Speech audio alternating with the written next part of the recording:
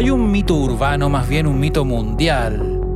La verdad no tengo idea si es que es verdad, pero tal vez nuestro invitado sabe la respuesta.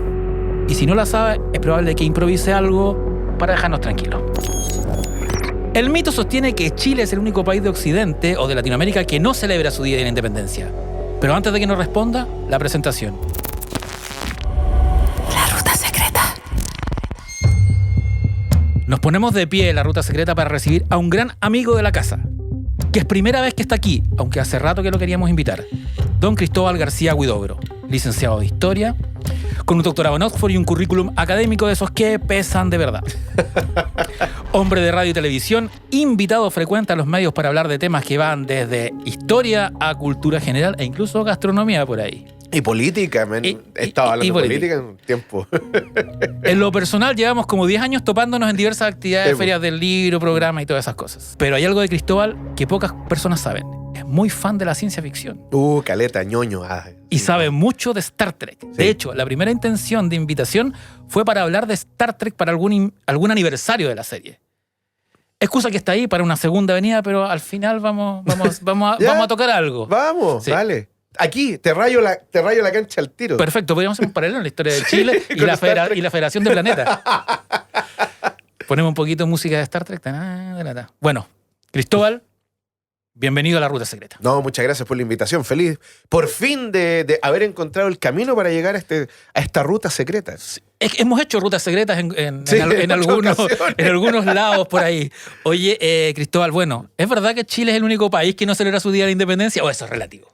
Es relativo porque hay países que tienen más de un día de la independencia o más de una fiesta nacional.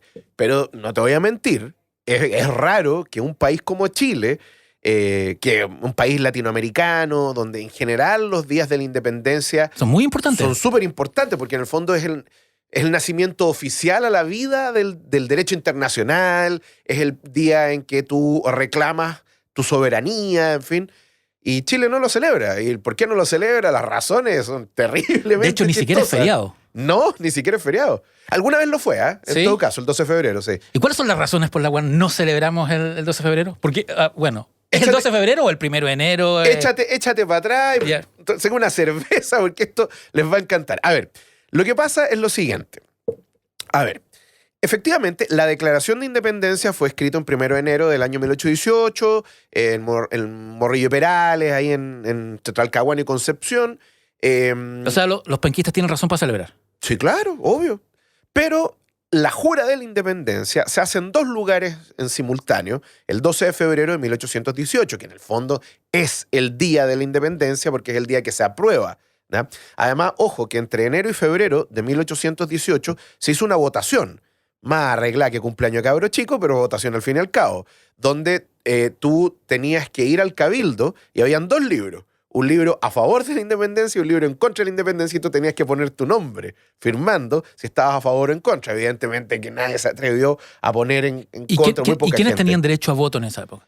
Hombres con cierta cantidad de dinero, mayores de 21 años, eso eran las reglas. Y ahí básicamente deben haber votado unas 20.000 personas, con suerte. Suerte, yo creo que le estáis siendo muy generoso. Mira, entre 10 y 15.000 personas como máximo, porque además también tenías que saber leer y escribir. Y en Santiago, Concepción, las ciudades importantes que había en la época. En La Serena, Concepción y Santiago, que son las tres grandes capitales, ¿no? Del norte, el centro y el sur, claro, ganan la independencia, pero no había voto secreto, así que nadie podía emitir realmente su parecer. Y además O'Higgins había sido particularmente despiadado con cualquier opositor, fuera monarquista, fuera carrerino, en fin, o cualquier otro tipo de ¿cómo se llama?, de opositor a su gobierno, porque en el fondo O'Higgins no toleraba ¿cómo se llama?, la oposición. Ahora, tomando en consideración esto, se jura la independencia en Talca y en Santiago. Ese famoso cuadro de Caro, sí, donde está la gente así como saludando a la bandera frente a lo que hoy día es el edificio del Museo Histórico Nacional. Eso es un hecho real. Se hizo una jura en la Plaza de Armas de Santiago, también se hizo lo propio en Talca.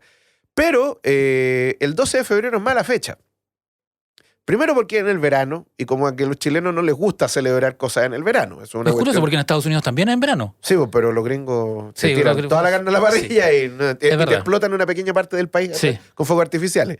Es un capítulo de Los Simpsons, de hecho. Sí. Sí. Bueno, De hecho, estar en Estados Unidos un 4 de es julio todo un tema. es una forma de celebrar la independencia que es caótica. Pero yo sigo diciendo que nadie celebra. Yo he estado en varios países celebrando su independencia. O sea, estuve en Argentina, he estado en el Perú, he estado en Estados Unidos, en fin. Nada se compara a Chile. No estoy siendo nacionalista. Tú decías el 18 de septiembre. El 18 de septiembre, Ah, claro. claro. O sea, las fiestas patrias, llamémoslo así. Porque es una bacanal de 5 Sí. días. Pero bueno. Ahora, volviendo a lo que estábamos conversando. Ocurre que quienes se oponen, en el fondo, al 12 de febrero, también se oponen a otras fiestas nacionales, porque habían 3. El 12 de febrero, 5 de abril, el aniversario de la batalla de Maipú, el 12 de febrero también el aniversario de la batalla de Chacabuco, por eso la elige O'Higgins, y finalmente el 18 de septiembre. Entonces, durante el periodo que va de 1818 a 1823, O'Higgins está en el poder, en fin, y cuando es derrocado en 1823, todo lo que se parecía, olía y tenía alguna relación con O'Higgins se convierte en anatema. Es una cuestión así como, no, prohibido. Y por lo tanto, el 12 de febrero y el 5 de abril eran fiestas muy o'higginistas, porque en el fondo él es el que los transforma en feriados, etc. Y va a pasar el tiempo hasta que en la década de 1830, no solamente los anti-o'higginistas van a hacerle las zancadillas a estas celebraciones, sino que también la Iglesia Católica. ¿Por qué? Porque el 12 de febrero y el 5 de abril caen o cerca de la Cuaresma o en la misma Cuaresma, acordando que la Pascua de Resurrección es una fiesta móvil, Semana Santa, perdón, y también el 5 de abril perfectamente podía caer un Domingo Santo, ¿cachai? ¿Y qué pasaba en estas fechas? Bacanales, po. Perfecto, sí. Chile es un país que en su historia colonial rara vez tuvo carnaval. Así como Brasil. Chile no tiene carnaval, No, pero sí lo tiene. Lo tiene, pero lo tiene en otras instancias, ¿cachai? Pero el carnaval, como el carnaval de Río, el carnaval de Oruro, los carnavales en Colombia, en fin, en Venezuela, no existen. Y eso se debe fundamentalmente a que Chile es una colonia pobre como la rata y no teníamos la posibilidad de hacer ese tipo de festividades. Y por otro lado, nuevamente, estas fiestas, el 12 de febrero y el 5 de abril, podrían caer perfectamente en épocas de recogimiento y penitencia. ¿Y qué iba a pasar si justo el 12 de febrero empezaba la Cuaresma y había una francachela de Padre y Señor mío en las calles de las ciudades de Chile? Lo mismo para el 5 de abril. Y por lo tanto, salomónicamente, el gobierno del presidente Joaquín Prieto decide, 1837, eliminar como feriado el 12 de febrero y el 5 de abril, y eso que Prieto era o'higginista, O'Higgins era el padrino de una de las hijas de Prieto, y Prieto cuando le escribía a mi querido y amado jefe, entonces, cuando le escribió a O'Higgins, y se decide entonces eliminar estos feriados. Chao, no más. Y solamente queda uno, el 18 de septiembre, que por lo demás es bien paradójico porque en realidad lo que ahí se celebra fueron 2 cosas. Se creó un gobierno, llamémosle primer gobierno nacional, pero también es un acto de fidelidad al rey. Entonces, es curioso, esas cosas que pasan en Chile. Está muy lejos de ser una independencia. Oye, lejísimo. O'Higgins es derrocado en 1823. Sí. Se va al Perú. Sí. O'Higgins prácticamente desaparece de la historia de Chile como figura importante hasta... Yo digo que no. Yo digo que no. Estuvo siempre presente. Pero quien lo trae de vuelta popularmente de alguna manera es Benjamín Vicuña Maquena, ¿no? A finales de 1860 y... Benjamín Vicuña Maquena primero y bueno, aquí ya nos metemos en temas medios pantanosos. Mira, a ver, en orden. Primero, O'Higgins nunca desapareció de la vida política, o sea, desapareció de la vida política... Pero lo trataron de desaparecer. Lo trataron de desaparecer 1000 veces, pero durante toda la década de 1820, o sea, del 23 al 31, O'Higgins estuvo detrás de casi todos los complots que hubo en Chile. De casi todo, partiendo por la Guerra Civil del 29. Tirando los hilos desde el Perú. Te doy un dato. Cuando se anexa Chiloé, en 1826, en enero, después del Tratado de Tantauco, los o'higginistas mandaron agentes provocadores a Chiloé y Chiloé se declaró independiente. Yo cuando estudiaba en Inglaterra, en Oxford, encontré un manifiesto de O'Higgins escrito en inglés, ¿cachai?, a los Chilotes, donde hablaba de la independencia de Chiloé, donde él iba a ser el capitán general de Chiloé, porque todavía se utiliza esta terminología media hispánica todavía, él iba a ser el líder de Chiloé. De hecho, O'Higgins, de su propio bolsillo, financiaba un diario en Lima que se llama El Chilote, donde fomentaba la independencia chilota, en fin. Y hubo un pequeño conato en Chiloé, te digo, esto ha sido mayo de 1826, durante todo el mes de mayo, hasta que finalmente Chiloé es reincorporado por la fuerza nuevamente a Chile. O sea, los chilotes no querían ser chilenos. Mira, cuando venía la expedición de Freire, le ofrecieron Chiloé a los ingleses. Los ingleses no quisieron. Bueno, evidentemente los españoles los habían abandonado. Luego, se lo ofrecieron a los franceses. No quisieron los franceses. Se lo ofrecieron a Bolívar. De hecho, la expedición de Freire se debe fundamentalmente a que Bolívar le dijo, o usted va o voy yo. Porque Chiloé había sido territorio peruano de siempre. Era administrado directamente desde Lima. Y Freire decide montar su segunda campaña, porque la primera fue un desastre, hacia Chiloé. Y cuando llegan ¿cómo se llama? Los soldados chilenos a Chiloé, los chilotes pelearon con lo que podían, prestaron una valiente batalla y finalmente fueron derrotados. Y Chiloé es anexado a Chile. Pero ante todo, no querían ser chilenos, porque no se consideraban chilenos. Entonces, es un tema bien espinoso, porque en el fondo te desgrega un poco esa historia casi novelesca que hablábamos fuera del aire, que tú contabas una historia que tenía una introducción, un desarrollo y un final, y todo cuadraba perfecto. Casi no había disenso en la independencia. Y todos los disensos eran enemigos. Y esa es la historiografía fundamentalmente del siglo XIX. Y siguiendo con O'Higgins, ¿qué pasa en la década del 30, antes de su muerte? O'Higgins fue más negado que Jesucristo por San Pedro. Ese es el tema. O'Higgins es una figura bien trágica. Es terrible. Es como el camino del héroe, porque lo tiene perfecto. ¿Tú cachai el libro? ¿Cachai la biografía que escribió Alfredo Sepúlveda, sí, no? Ya, ese libro que es bastante bueno. Yo tengo algunos reparos con el libro, pero da lo mismo. Y de hecho, a mí lo que me gusta de ese libro es que tiene una estructura periodística. Es como un reportaje. Pero, ¿sabéis qué? Alfredo logra en ese libro mostrarte la tragedia. Y es una tragedia espantosa, porque más encima, en la lógica de la tragedia, el personaje principal de la tragedia está condenado a repetir sus propios errores una y otra vez es que la vida y apagarlos. Es que la vida de O'Higgins es como el modelo de Joseph Campbell. Un huérfano de padre, pero que tiene una herencia real. Enorme. Es como Luke Skywalker, pero que cae... No sé si... tú llamarías que cae en Ambrosio O'Higgins no era Lord Vader. No, pero ya, pero ¿se puede decir que O'Higgins cae en el lado oscuro? ¿O básicamente un hijo de su tiempo? No, yo creo que es un hijo de su tiempo, pero al mismo tiempo debe haber... No sé, meterme en la psiquis de O'Higgins es a mí me parece difícil. O'Higgins mucho más fascinante que Carrera. Encuentro que la gente... Lo que pasa, Carrera tiene mejor prensa, ¿no? Sí, tiene mejor prensa. Lo que pasa es que, ¿sabes qué? O'Higgins es un personaje mucho más literario que Carrera. Yo creo que por eso me gusta. Ese es el tema. Sin perjuicio de que Carrera también tuvo un discurso fascinante, especialmente en Estados Unidos, porque que un chileno lograra entrevistarse con el presidente de los Estados Unidos y consiguiera armas, Madison, el presidente de Estados Unidos, creo que no me equivoco, igual es un tema. O sea, y empezó a buscar gente, armó una flotilla, que no haya resultados, otra cosa, pero O'Higgins es una figura dolorosa.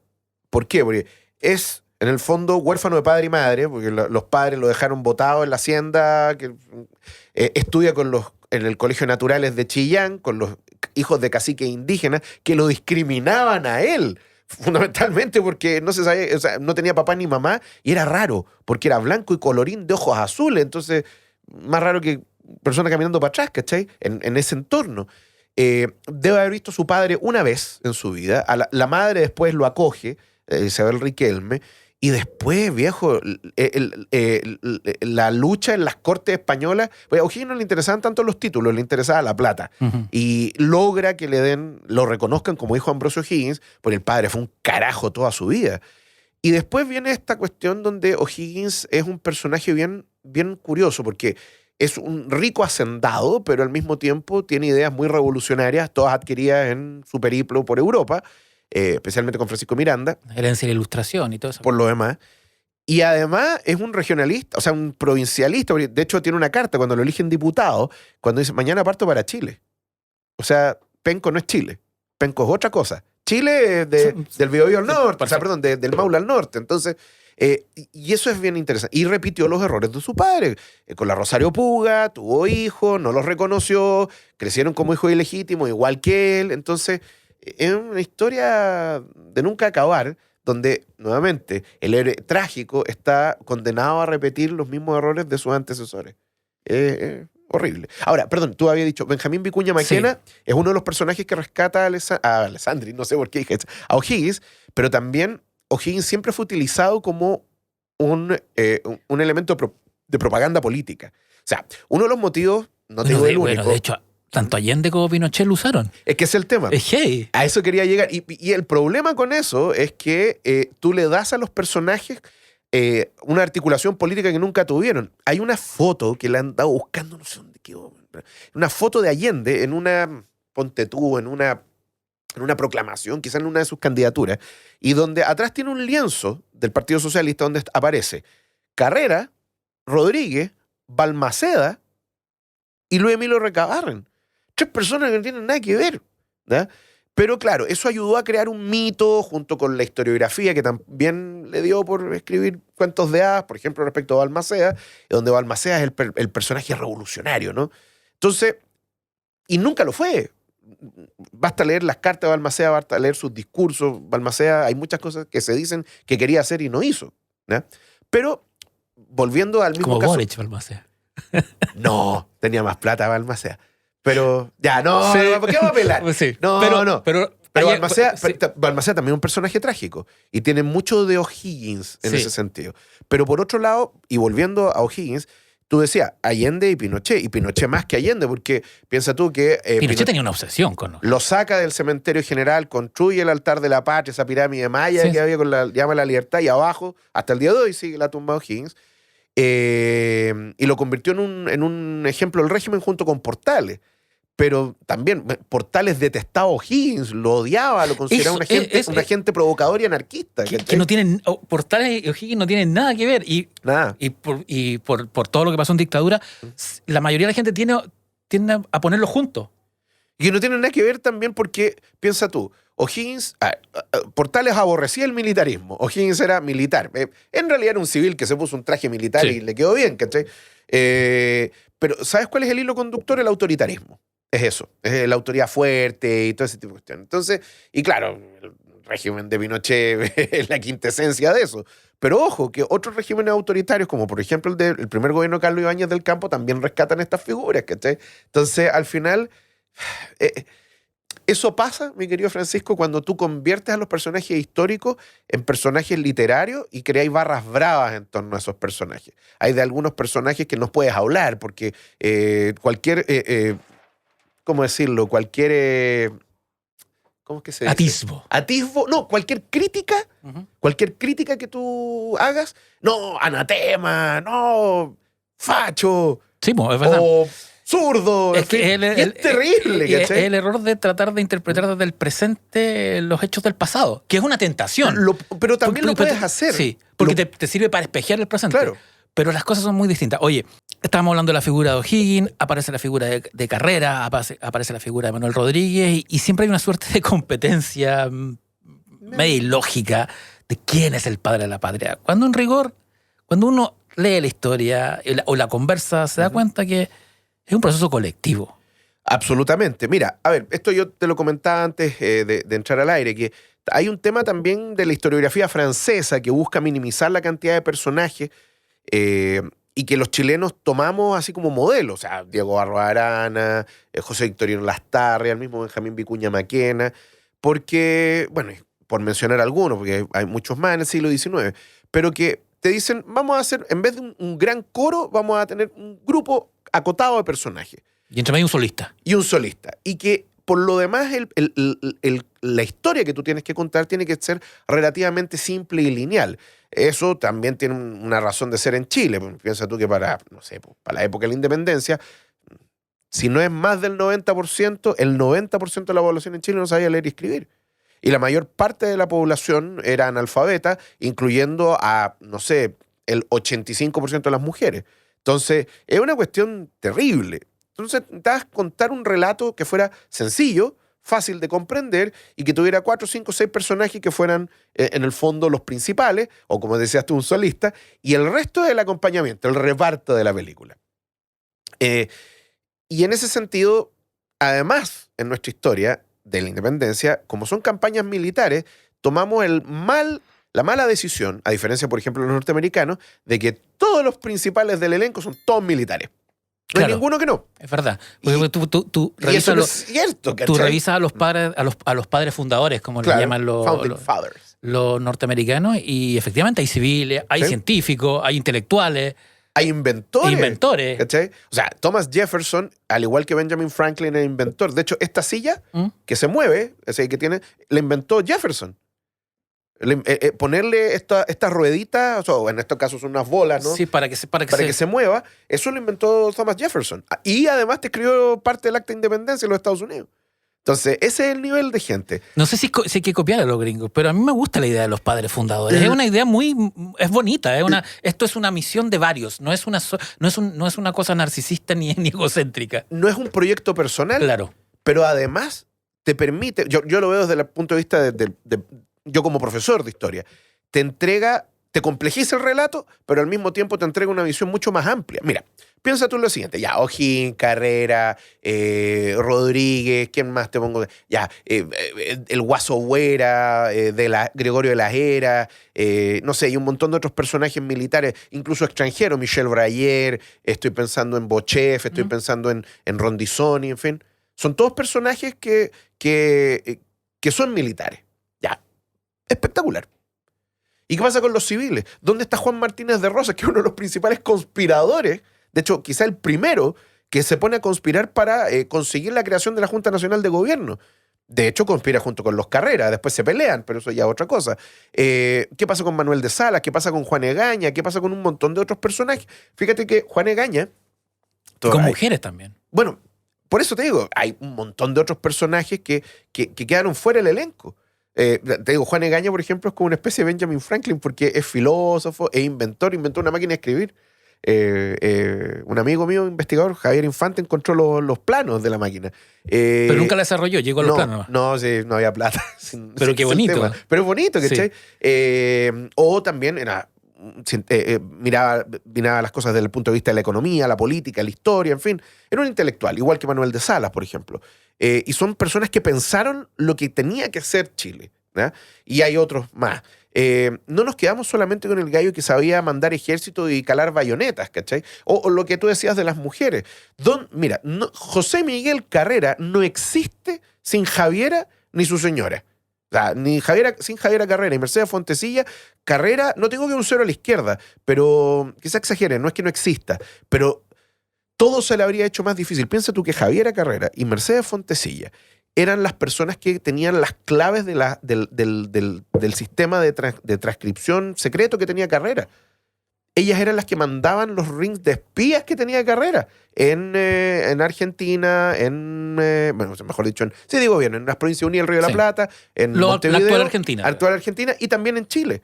Y los códigos secretos se traspasaban precisamente y le llegaba la información a Carrera en clave gracias a su mujer y a su hermana. Una de sus principales, y esto queda claro en las cartas de Carrera con Javiera, una de sus principales consejeras es ella. Una mujer en el siglo XIX, inicio del siglo XIX, que fuera una de las principales consejeras de un general chileno. No, que feo se ve. Es bien adelantado.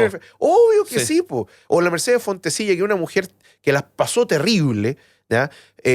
Piensa tú, esto lo cuento como un dato bien tortuoso, pero Javiera Carrera tuvo 5 hijos Mercedes Fontecilla tuvo 5 hijos con José Miguel Carrera. Y si tú cuentas los periodos de gestación en los años, eso significa que cada vez que Carrera estuvo con Mercedes, fueron 5 veces, Ya, y perfecto. 5 veces tuvieron un hijo. ¿Cachai? Entonces, y el último, que es José Miguel Carrera Fontecilla, es hijo póstumo, que es el padre Ignacio Carrera Pinto, héroe de la Concepción. Entonces, ahí tú te das cuenta de que lamentablemente las mujeres han sido preteridas, ¿ya? Y hay tantos más personajes que vale la pena y que podríamos descubrir, porque ahí está el valioso trabajo de archivo que hay que hacer, que te pueden dar nuevos nombres, te pueden dar nuevos personajes. Lo mismo pasa, por ejemplo, pero estos venían de fuera, de los pardos, que se llaman, las personas de origen africano o descendientes de esclavos que participaron del Ejército Libertador de los Andes y que, entre comillas, compraron su libertad peleando, ¿cachai? Entonces, hay harto que conversar, hay harto que hablar sobre ese tema. La independencia tiene muchísimas más capas ¿ya? Y te pongo un pelo más en la sopa. Y nadie ha hablado de los monarquistas. ¿Qué pasó con ellos? Si tú miras la literatura histórica sobre el tema, habrán 2 o 3 libros. Uno es el de Fernando Campos Harriet, que se llama Los defensores del rey. Habrá otro libro sobre Clemente Lantaño, que era un general que va a ser patriota primero, o sea, va a ser independentista y después se va a pasar por el lado de los monarquistas. Está Antonio de Quintanilla, el sempiterno gobernador de Chiloé. Y en fin, hay un montón de personajes. Fíjate lo dramático, desde el punto de vista historiográfico.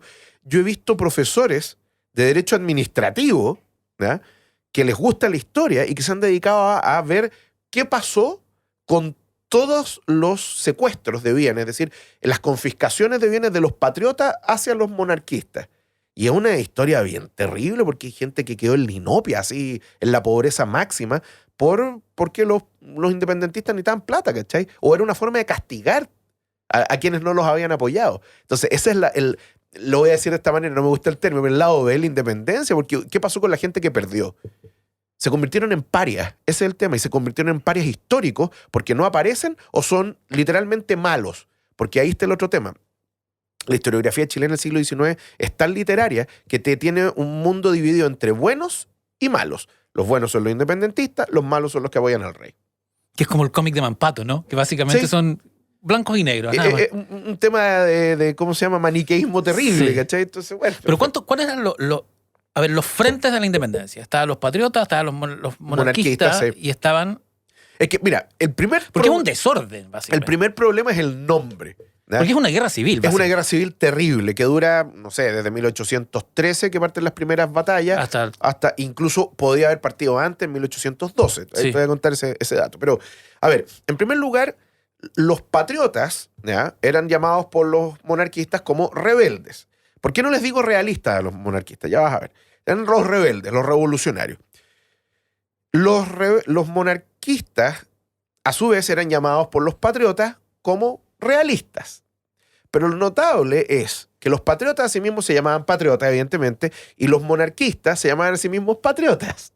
Entonces es una guerra que enfrenta patriotas contra patriotas. Y es una guerra civil. Ese es el primer caso. Y esto que pasa en Chile, pasa en toda América. Ese es el tema. Hay lugares donde se dio menos. Ponte tú, no sé, en México el asunto fue bien curioso. O sea, además fue muy largo. Larguísimo, y además México nace a la vida independiente como una monarquía. Es el primer imperio mexicano. Y en el caso de...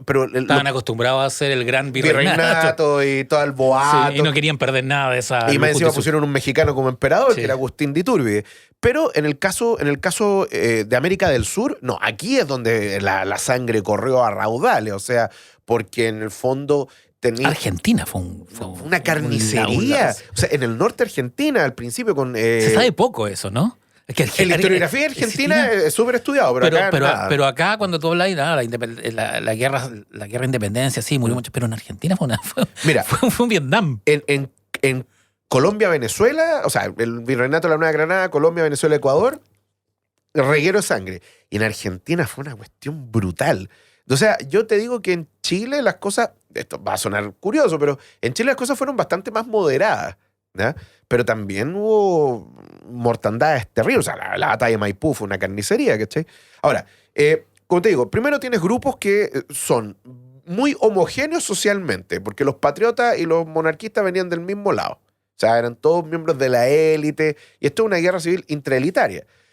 Tienes dentro de los patriotas distintos grupos también, por afinidades políticas o por afinidades, personales. Pero también ni siquiera dentro de los mismos independentistas, o sea, dentro de los mismos patriotas, hay un grupo que no quería la independencia, solamente quería mejorar las condiciones que existían políticas y económicas con España, que son los llamados moderados, y al otro lado están los radicales, que son un grupo minúsculo, que ahí es donde está Carrera, ahí es donde está Freire, ahí es donde está O'Higgins, en fin. Y es un grupo chico, pero como todas las camarillas revolucionarias, armado, cohesionado y con un plan. Entonces, y el resto está ahí como pasando marcando el paso, porque, mira, el mejor ejemplo es cuando tú miras la elección del Congreso de 1811. 3/4 partes del Congreso eran contrarios a la independencia. La mayoría la tenían los moderados, casi un 50% del Congreso. Que vendrían a ser como el centro. El centro. Los amarillos. Los amarillos. Y después tienes a los monarquistas, que serían un 22-23%, y después tienes a los independentistas, que serán un 20%, por ahí, fracción. Pero la diferencia es que ninguno de los dos grupos mayoritarios, ¿no?, tenían aliciente en el ejército. Y el 4 de septiembre de 1811, José Miguel Carrera da su primer golpe de Estado, en connivencia con Juan Martínez de Rosas, de quien casi no se habla, pero era uno de los arquitectos civiles de la independencia chilena. Entonces, y esto parte en 1811. En 1812 estuvimos a punto de tener una guerra civil. Cuando se pelean Carrera con Rosas, Rosas se va a Concepción. Esto tenía que ver con la creación de una junta en Concepción en 18... La eterna rivalidad entre Santiago y Concepción. Y espérate, Carrera le dice a Rosas, vuélvase para acá, o si no lo arresto. Y Rosas lo que hace es armar un ejército que, si yo le creo a los documentos de la Cancillería Argentina, que están publicados, se llama Diplomacia de la Revolución, un libro de los años 60, son 4 o 5 tomos, están ¿cómo se llama? Los informes de Bernardo Viera Pintado, que era íntimo amigo de Rosas, por lo demás, y llamaba a Carrera un pequeño Napoleón, y no en buena, donde dice que Rosas ha logrado montar un ejército de 3.500 hombres. Además, Viera Pintado no tiene para qué mentirle a Buenos Aires, pero además los indígenas de la frontera se han plegado para pelear contra Carrera y han mandado 8.000 hombres. O sea, ¿te imagináis lo que habría sido eso? Uf. Que se cruzara el Maule y, bueno, la República de Concepción sería esta cuestión, ¿no? Chile. No, es que durante todo este rato que hemos conversado salen como ideas de ucronía y universos alternativos. Tío, es que heavy. lo que pasa es que... Porque tenéis la figura de Bolívar, por ejemplo. Sí. Que uno tiende que Bolívar llegó hasta el Perú. Sí. Pero yo no tenía idea que tuvo intenciones con llegar a Chiloé. O sea, en realidad esto tenía que ver... Bolívar era un tipo muy ambicioso. Bolívar, sí. Era una fiera. No, y además era de un... O sea, a ver, Bolívar es un... Al igual que todos los padres de la patria de distintas partes de América... También es formado por Miranda. Por Bello. Por Bello y Miranda. Sí, Andrés Bello, que, por si acaso, chiquillos, esto yo quizás no va a entrar en el programa hoy día, pero todos los que le andan aplaudiendo a Portales y todos los demás... Portales es el gallo que se mancha los guantes, no tiene ningún problema en agarrarse a combos, pero el intelectual orgánico del régimen pelucón es Andrés Bello. Él es la mente detrás de lo que se llama la República Conservadora. A mí no me gusta el término, pero él es el intelectual orgánico. Y un cerebro a nivel continental. Absolutamente. Entonces... Son como los maestros Jedi de estos jóvenes. Sí, pero así como del consejo. Sí. No de abajo, no, del consejo. Sí. No, es que esa ya otra discusión, entrar a hablar de Star Wars. Ortega, no me hagáis esto. Ya. Bueno, el tema entonces, volviendo a Bolívar, sí, la ambición de Bolívar es enorme. Pero además, y la ambición de Bolívar es continental. Y no es por la hermandad de los pueblos y todo lo demás. No. Esto es, en el fondo, control, poder. ¿Cachai? Y de alguna manera lo consigue cuando forma la Gran Colombia, que dura con poquito porque se desarma por... 19 al 20... Claro, depende, pero debe haber durado 7, 8 años. Sí. Es que además también Bolívar cría cuervos porque ¿cómo se llama? Los adláteres de los aliados de Bolívar lo terminaron traicionando. Pero si él también traicionó a su... Antes que los traicionara él. Sí. ¿Cachai? Es el caso de Francisco Paula Santander en Colombia, bueno, ni hablar Páez en Venezuela, en Ecuador, bueno, en fin. Así que, no, y además yo creo que un caso así como lo que... ¿Qué detuvo a Bolívar? El encuentro de Guayaquil con San Martín, que nunca se sube lo que... ¿Habría sido ser una mosca en la pared ese día? Es verdad que nunca se ha sabido qué hablar. No hay transcripción. Lo único que sabemos es que después San Martín renuncia y parte al exilio. Es que es muy raro. Es que ¿Qué le dijo? Era como una morcilla. Le dijo, sí, claro, tengo tu lista de WhatsApp. Tenemos unas conversaciones ahí. Porque San Martín también era un personaje ambicioso. Por lo menos la biografía de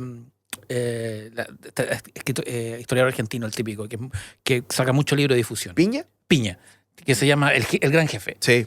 Bueno, hay varias pero biografías. Esa biografía lo retrata como un personaje muy parecido a Bolívar. Sí, pero yo creo que hay varios matices, pero al final del día lo curioso es que alguien que estaba en la cresta de la ola, como San Martín, decide abandonarlo todo para irse a Francia. ¿Qué le habrá dicho Bolívar? Po? Esa es la cuestión. O hicieron un trato. Pero San Martín no ganó nada, po. O Bolívar lo traicionó. Esas son las otras opciones, ¿cachai? Porque el trato, ¿dónde estaba el ángulo para San Martín? Esa es la gran pregunta. Ese es el gran misterio de la historia latinoamericana. ¿Qué pasó, ¿Qué pasó en la conferencia de Guayaquil? Y fue cortita, además fueron como... Horas. O sea, fueron 2 días, pero son horas de conversación nomás.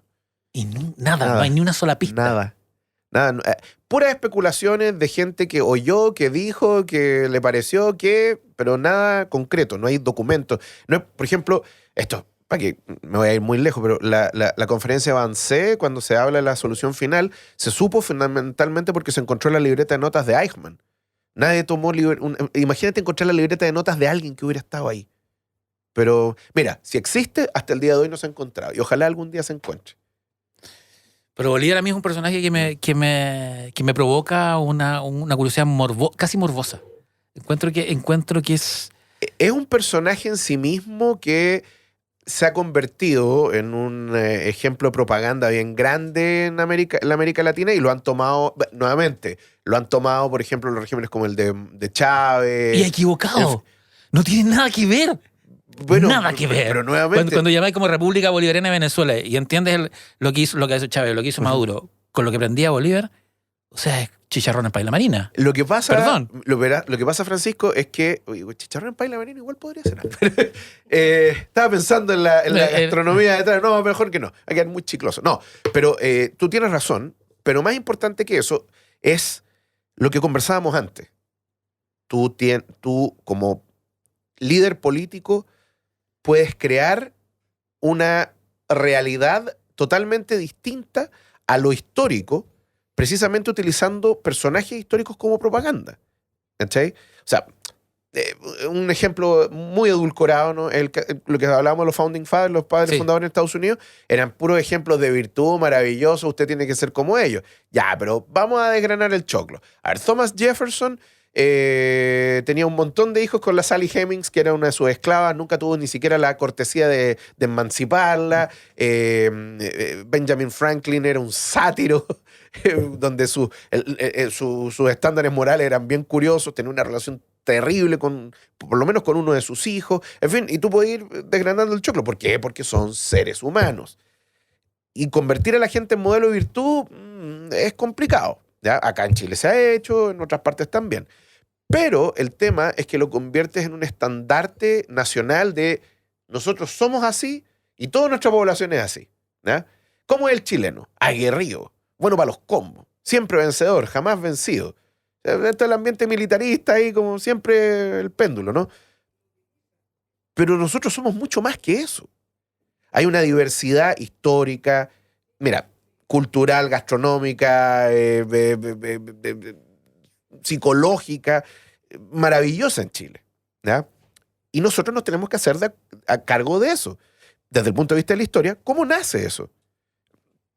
Tú eres de Victoria, ¿no es cierto? Ya.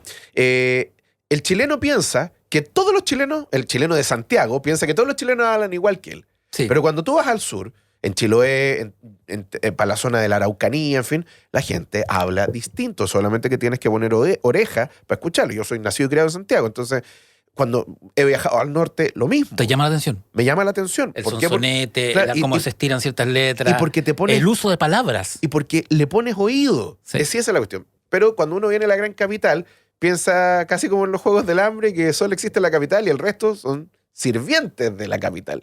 A Santiago le ha pasado un poco eso respecto al resto de Chile, ¿no? Sin perjuicio de que Santiago también tiene su propia historia, también, pero nuestra historia nacional es, curiosamente, una pugna entre polos urbanos, en primer lugar, ya en la colonia, y ni hablar en la independencia, donde hubo un montón de personajes que participaron de esas pugnas, ¿cachai? En la independencia son los personajes que hemos mencionado, que lamentablemente han sido muy acotados a determinadas profesiones, solo hombres, ¿cachai? En fin. Y las mujeres son siempre comparsas, pero yo creo que se puede hacer muchísimo más. Una gran historia de Chile que te amplíe el panorama, más todavía ya cercano a las fiestas patrias y todo lo demás. No solamente hay que leer de historia, sino que hay que investigar. Pero está difícil la cosa para investigar.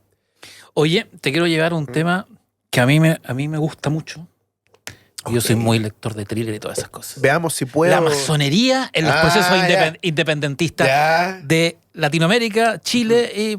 Porque Estados Unidos más o menos claro. Sí, no, O sea, eso es... sí. no, nada. O sea, y es cosa de recorrer Washington. Sí. La simbología. Bueno, Sí. el gallo que hizo el plano Sí, era masón, pero, en fin. pero es todo. ¿Tú has ido alguna vez a la Gran Logia de Washington? Por fuera nomás. Ya, yo he entrado. Es impresionante. Primero, esta gente tiene mucha plata. Sí. Eso es lo primero. Y en segundo lugar, es impresionante porque es una reproducción del mausoleo de Halicarnasso. Entonces, De las de las 7 maravillas del mundo. Entonces, y tú lo Cosas mirás, que uno leyó cuando era chico, güey. porque Generación Mampato y Entonces, Enciclopedia Codex. y es genial, ¿cachai? Y bueno, el tema de las diagonales, el tema de las llaman, ¿cómo se llama? Circles, pero son Sí. estrellas en el fondo. No, es una cuestión Bueno, como maravillosa. en La Plata también es así. La ciudad de La Plata. Ah, que, sí, pues. que también fue La, planificada. calle, la ciudad de las diagonales le llaman. Absolutamente. Muy bonita. Bueno, pero en Latinoamérica. Ya, Porque está la logia lautarina que no era más. no era masónica. O algunos dicen que sí, otros dicen que no. Pero Yo aparentemente me no lo inclino es. porque no, pero ojo. A ver, lo que pasa es que aquí es donde tenemos que trabajar el lenguaje. Logia, en el siglo XVIII, en el siglo XIX, no necesariamente era una logia masónica, Ujú. sino que era una reunión de gente nomás. De hecho, era un término un sinónimo de camarilla. Ujú. ¿Ya? Eso en primer lugar. Y la logia Lautaro tenía elementos masónicos, pero probablemente son copias, así como queréis ser como ellos, ¿cachai? O a lo mejor lo ocupaban para ordenarse. Porque había masones También. en la logia lautarina. Sí, no, eso es cierto, pero la logia Lautaro no es una logia masónica, primero, regulada, y en segundo lugar, o sea, regulada por los orientes, Sí, sí. etcétera.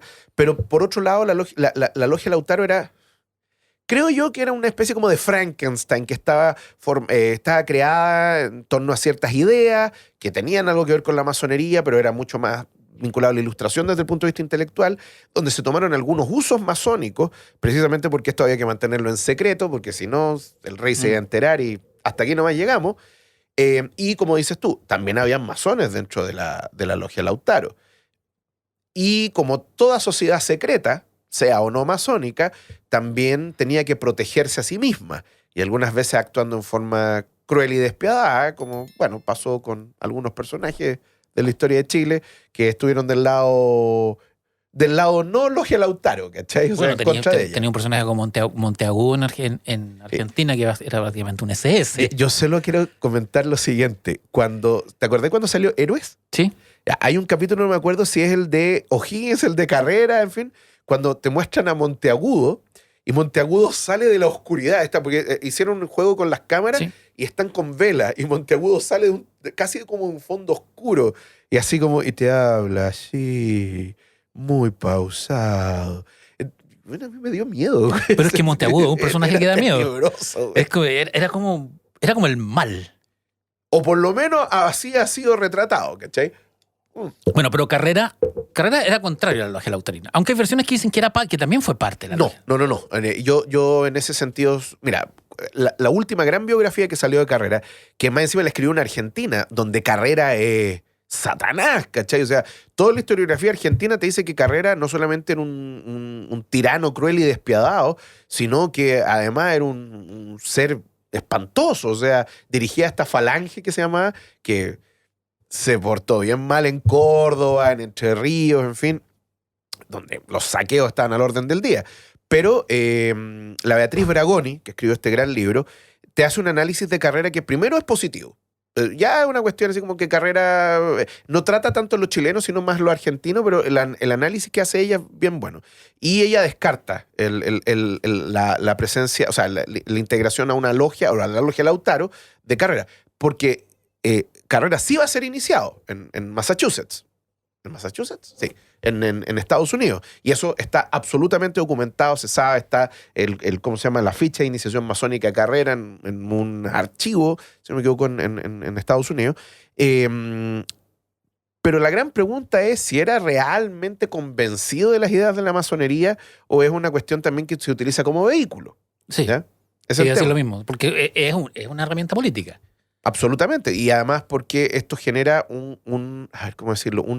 No quiero ponerme así como conspira, no, hay que hablar así como del gobierno dentro del gobierno, etcétera, pero por lo menos en esa época se entendía que la masonería implicaba una lealtad mayor entre los hermanos masones a la lealtad que tú le tenías al gobierno. Hoy día eso está totalmente trastocado. O sea, las constituciones masónicas te dicen otra cosa. O sea, usted es hermano masón, pero antes de eso, usted es otra cosa. Sí, hay una cosa republicana muy fuerte. Hay una cuestión bien notable. Entonces, en ese sentido yo te diría que, claro, la influencia masónica es relevante. ¿Ya? Es importante. Ahora, las primeras logias masónicas constituidas en Chile son la década de 1850, o sea, bastante tiempo después. Pero hay una influencia distinta en otras partes de América. O sea, en Argentina, en Colombia, bueno, en la Nueva Granada, el Virreinato del Río de la Plata, ahí la presencia es mucho mayor. En Centroamérica, que rara vez hablamos de la historia de Centroamérica, pero cuando uno analiza la historia de Centroamérica, es muy parecida, yo sé que esto va a ser discutible, pero se parece mucho a la historia de Chile, ¿ya? Con la diferencia que Centroamérica, que nace como un país independiente, se fragmenta. Sí, es loco. Porque, Chile es al revés. Pero ese paralelo no tiene nada de gratis, porque de alguna manera Centroamérica es muy parecido a Chile. Sí. Estaba debajo de un gran virreinato. ¿Eh? Y bueno, y encima de otro gran virreinato Estamos también. entre medio, la parte Sí. del sándwich, Chile igual. Sí. El virreinato del Perú, el virreinato del Río de la Plata. Y claro, las tensiones provincialistas en Centroamérica fueron mucho más fuertes que en Chile, ¿ya? Los movimientos independentistas en Centroamérica y Chile, como te digo, se parecen, pero ya eso da para un programa entero. Sí, porque Panamá era parte de la Gran Colombia. Colombia, claro. Centroamérica era desde Guatemala o Yucatán Sí. hasta Costa Rica. Y era un solo país y luego se fragmentó por... Exactamente. Y eso es la década de 1830, 1839, 38, 39. En la República Federal de Centroamérica, que desaparece. Ya, pero volviendo al tema, al tema de Chile y a la logia masonería. lautarina. La logia lautarina en concreto. Su utilidad estratégica y práctica en el proceso de la independencia. Ah, bueno. Primero que la logia no se crea en Chile, viene de fuera, pero y donde se conocen sus miembros fuera. En Cádiz, ¿no? En Cádiz, sí. Y en Londres. Exactamente. En Londres, pero sí. es como esta cuestión entre Inglaterra y España. Sí. Y después viene el traslado a América del Sur. Yo creo que fue una especie como de órgano coordinador, en primer lugar. Es un órgano coordinador de los esfuerzos de un grupo de independentistas en específico. ¿Ya? Pero que además tenían un plan más continental. O al menos eso pareciera Sí. ser así. Donde además estaba el tema de que todas las decisiones que se tomaran en la logia, claro, se podía discutir al interior de la logia, pero finalmente la logia tenía una sola posición, ¿ya? Que era la ganadora de las discusiones. Aparentemente, por lo menos para lo que se refiere a América del Sur, la postura de San Martín es la que manda. En el fondo, las Provincias Unidas del Río de la Plata son el país independiente que tiene la frontera y la capacidad económica para enfrentar el movimiento y por lo tanto va hacia Chile, que cubre el flanco izquierdo y le permite atacar el Perú. ¿Ya? Que, claro, de esto se ha escrito el famoso Plan Maitland, en fin, y hay otras cosas más, pero mira, hay discusiones respecto a se me olvida el nombre de este argentino que escribió sobre el Plan Maitland, ¿te acordáis o no? Sí. Se me olvida, pero Ya, bueno. Pero hay discusiones sobre eso, pero el plan era bueno, o sea, muy bueno, pero ese plan tiene que ser coordinado.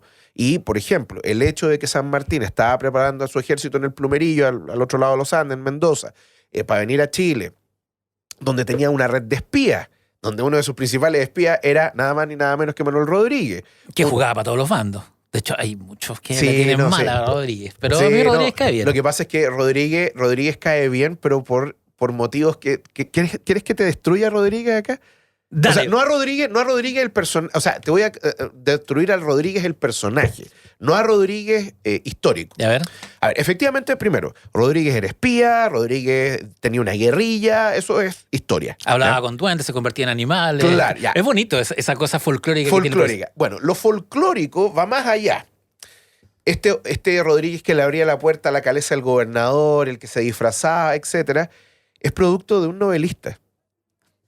Bien. Eso fue Sí, creado es por un verdad. novelista que se llama Liborio Brieva. Liborio Brieva era un periodista que escribió en la década de 1880, 90, y que escribió 3 novelas sobre Manuel Rodríguez, que después, que si las quieren buscar, están todas en memoria chilena, pero que después porque así el mundo editorial agarró las novelas y las separó en capítulos que se entregaban así como Folletines. con folletines y que después se compilaron en un libro que se llamó Episodios Nacionales, igual que Benito Pérez Galdós, Sí. el escritor español. Y la cuestión es que Es ficción. espérate, aquí viene la parte. Y ahora uno se pregunta, ¿cómo carajo esto terminó siendo considerado verdad? Bueno, lo que pasó fue lo siguiente. En la década de los 20 y de los 30 había un gusto muy grande por la historia costumbrista y todo lo demás. Ahí es cuando nacen, por ejemplo, los libros de Aurelio Díaz Mesa, en fin. Pero el principal arquitecto de esto es un caballero que tú, yo y quizás los que somos más viejitos conocemos, que se llama Walterio Millar. Sí, Walterio Millar tenía un libro que se llama Historia Ilustrada de Chile. que las tuvimos todos. Y era un libro, el típico libro que el Ministerio de Educación compraba y lo repartía en los colegios. ¿No te pasaba Yo tengo la edición de mi mamá. no te de pasaba hecho. ahí cuando veías esas ilustraciones, las manos de Galvarino eran terribles? Terrible. O también, muy violentas. O también era un libro que se utilizaba para fines políticos. No es lo mismo el Walterio Millar que tenía mi mamá del año 73, donde hablaba de las maravillas del compañero presidente Salvador Allende, a versiones posteriores publicadas durante el gobierno de los militares, ¿cachai? Donde Allende era Satanás y el gobierno restaurador de la Fuerza Armada era El Salvador de Chile, ¿cachai? Lo mismo pasa con Frías Valenzuela, por ejemplo. Entonces, Walterio Millar, que había leído a Liborio Brieva, le encantaron las historias y las contó en su libro de una forma pedagógica, pero don Walterio no advirtió en su libro que esto era, en el fondo, fantasía. Le pareció que tenía un grado de plausibilidad. ¿Y qué fue lo que ocurrió? Generaciones de estudiantes chilenos estudiaron con esto y llegaron a la conclusión, por su estudio, porque se los preguntaron en las pruebas, de que lo que se contaba ahí sobre Manuel Rodríguez era totalmente verdad, pero fue parte de la creación de un gran novelista chileno, bueno, no sé si gran, pero un novelista chileno que escribió estas 3 novelas sobre Manuel Rodríguez. Si tú las buscas y las lees, te vas a dar cuenta de que ahí viene todo, porque cuando tú analizas para atrás la historia de Manuel Rodríguez, no aparece nada de esto de que Manuel Rodríguez se disfrazara o que le abriera la puerta al gobernador que andaba vestido de fraile dominico, ahí los dominicos en Las Condes, etc. Nada de eso. Así que de ahí viene. Oye, Cristóbal, podríamos estar hablando Mucho horas tiempo, de esta. pero te podcast no puede ser tan largo. te quiero llevar, antes de ir de cerrar, viene el libro.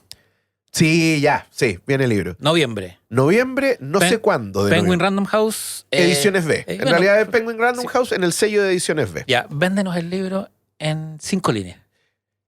¿Cómo se...? Se llama El presidente de todos los chilenos. Es una biografía sobre Pedro Aguirre Cerda.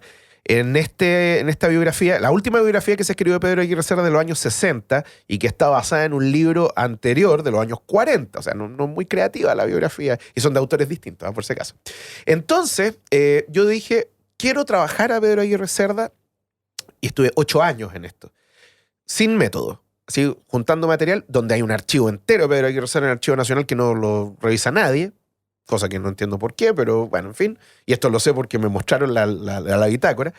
Y decidí contar la historia de don Pedro desde una perspectiva, primero personal, o sea, me meto en su vida personal sin ningún tapujo, desde niño hasta ya un hombre adulto, donde quiero poner en ¿cómo se llama?, en la palestra o destruir varios mitos que existen en torno a él, derrumbar efectivamente ciertas percepciones que existen y tratar de centrarlo un poco en la figura de Pedro Aguirre Cerda, porque hoy día pasó lo que ha pasado con otros personajes históricos, que hay barras bravas, en contra y a favor. Y yo llego a la conclusión, finalmente, no solamente de que fue un hombre muy grande desde muchas perspectivas, es un presidente intelectual, de los pocos que ha tenido Chile, yo te diría que, no sé, a ver, en el siglo XX, salvo por Aguirre Cerda, quizá Eduardo Frei, Montalva, no hay muchos más intelectuales que se hayan convertido en presidente, que siempre se sintió incómodo en el poder, porque nunca pudo ser el mismo realmente, o porque tenía demasiadas presiones a su alrededor, que su gobierno termina en forma trágica, porque finalmente Pedro Aguirre Cerda se muere de tuberculosis, y de que la muerte de Pedro Aguirre Cerda se transformó en una especie como de epifanía del hombre, que lo terminó convirtiendo en estatua rápidamente, en términos eufemísticos, ese sí, pero que lo petrificó. Pedro Aguirre Cerda es el mejor presidente en la historia de Chile, es lo que se hizo hoy día. ¿Lo habrá sido? Bueno, en el libro yo pongo en tela de juicio un montón de cosas, trato de esculpir mejor al personaje, me hago responsable de todos los errores que pudieran haber en el libro, pero también dibujaron a un personaje que, ante todo, ¿no?, se vinculaba, o él se percibía más como profesor, como abogado y como político, pero bien poco, fíjate. Él lo ve todo desde la perspectiva del derecho y de la educación.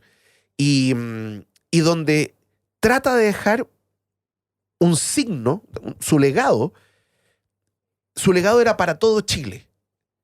No era el presidente de los pobres, como se ha dicho. Era el presidente de todos los chilenos.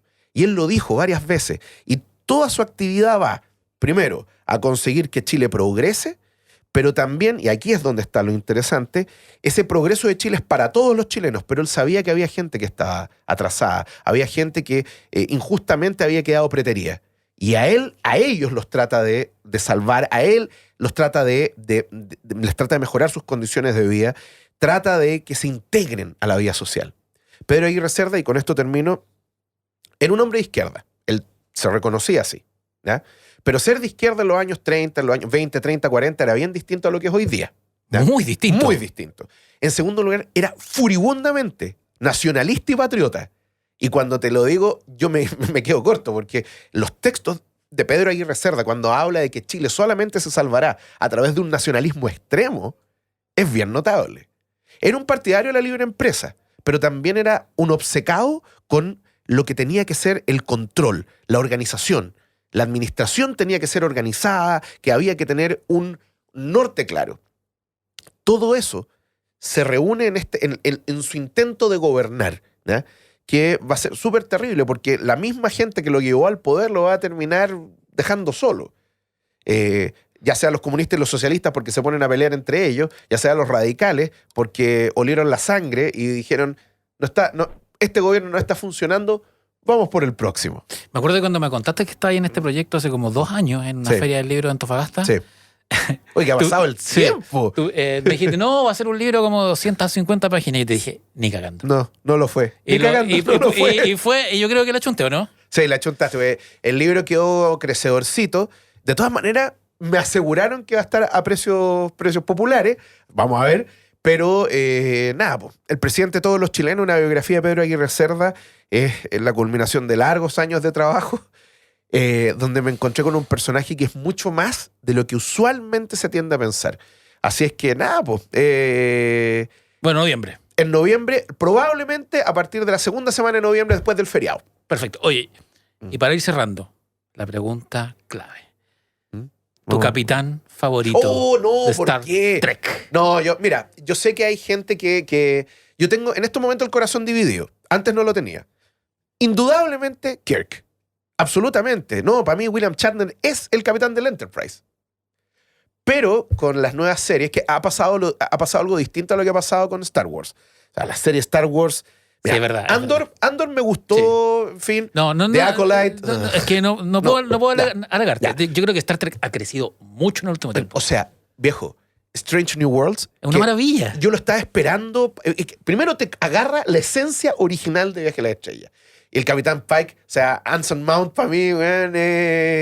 Además es puro carisma. Pero es que, weón, más encima te mezclan, que lo hacía Star Trek, la serie original, humor con drama.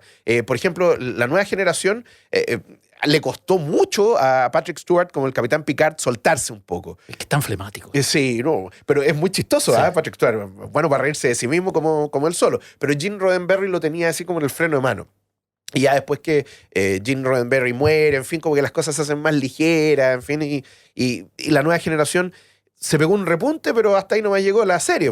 Partió porque había gente que quería hacer otras cosas, en fin. Pero entre Strange New Worlds, de las nuevas series que han salido, y el Capitán Kirk, o sea, sí, yo soy un clásico, pero al mismo tiempo miro el futuro y le auguro un buen futuro a Star Trek. Yo había dejado de ver Discovery en algún momento. Ahora me puse al Terminó súper bien. Sí, es que me gustó cómo terminó. Sí. Cerró todo. Igual me sentí un poquito así como que me dolió. Es que Discovery como que de repente se fue. Sí. Se fueron de la galaxia. Se fue otra galaxia. En cambio, es verdad. Strange New World tiene una cosa. Es volver a la esencia. Sí. Y en ese Sí. lo han hecho bien, no es fanservice, No. es el tema. Está bien hecho, está bien construido. Ahora, han habido algunas copias, ¿eh? Por ejemplo, este capítulo de la temporada anterior, cuando se ponen a cantar, una copia del capítulo de Buffy, La Casa de Sí, Vampiros. sí, el ¿cachai? capítulo. Y ahí es claro la influencia de Josh Whedon, pero bueno, excelente. Bueno, quedas comprometido para un especial de Star Trek. vendremos. Sí. Muchas gracias, Cristóbal. Creo que fue muy entretenido. Podríamos haber estado horas hablando. Sí. Solo hablamos de independencia. Imagínate habláramos Sí. de otras cosas. Absolutamente. Bueno, tu casa Gracias, Pancho, te pasaste. y paz y prosperidad. Larga vida y prosperidad. Eso, larga y Larga vida y prosperidad. Sí. Nos vemos. La ruta secreta. Ya está en librerías la edición 10º aniversario de Logia.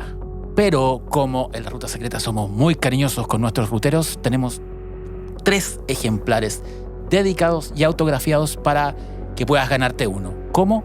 Súper simple. En este capítulo y el próximo, responde en la bandeja de comentarios de YouTube de la Ruta Secreta por qué crees que deberías ganarte un ejemplar de Logia. Participa y gánate uno de estos libros firmados. Para los que no ganen, les recuerdo que el libro ya está en librerías y cadenas de venta físicas y virtuales por Editorial Planeta. Ojo, que es una edición limitada. Son pocos libros, así que los que lo ganen se van a ganar un pequeño tesorito. Soy el emisor Francisco Ortega. Escucha o descarga este y los otros capítulos de La Ruta Secreta desde emisorpodcasting.com o de tu plataforma de audio preferida. Y recuerda que ahora también nos puedes ver a través de YouTube y seguirnos por Instagram en @larrutasecreta. Hay muchos mundos y todos están en este. Descansen, viajeros de lo imposible, donde sea que estén.